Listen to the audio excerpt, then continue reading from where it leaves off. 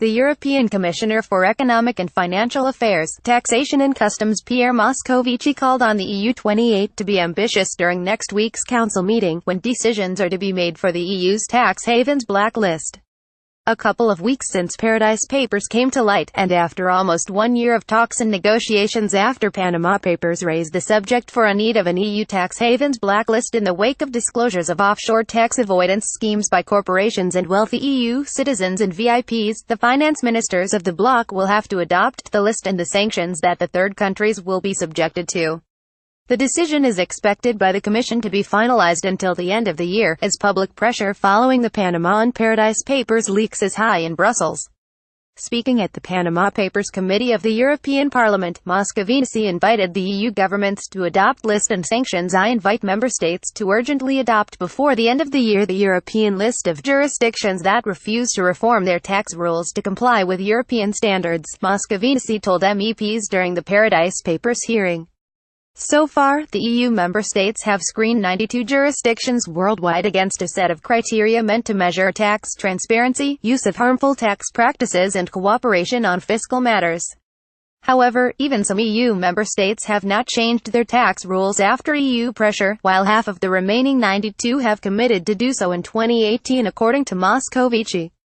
The Paradise Papers have highlighted the extent of the fraud to the TVA in some jurisdictions on goods such as yachts, added the commissioner, underlining that this is a problem where the solution is easy. If the law allows it, then we should change the law.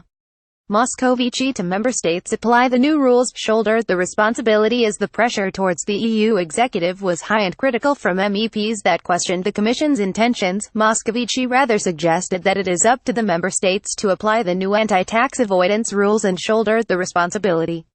I want to be extremely clear about the respective responsibilities. This list of tax havens will be that of the member states, added the commissioner.